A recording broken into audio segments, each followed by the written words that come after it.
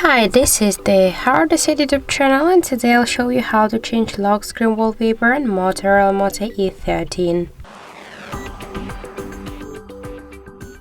So first let's open the settings application, and after that tap the wallpaper section.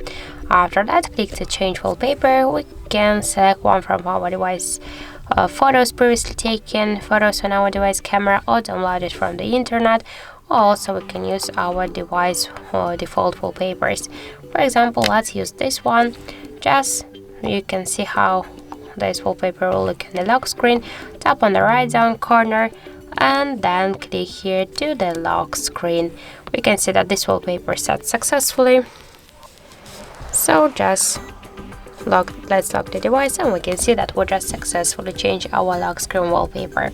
Also, we got one more way how we can do that. Just first you should hold for a while empty space on your home screen, then click here to wallpaper section, tap to change wallpaper, and by the same way, let's for example use one from the downloads. Here select now lock screen, or just you can see the position of this wallpaper. Tap on the right down corner, select lock screen, wait a second. We can see that this wallpaper set successfully. So as you can see, that's so simple.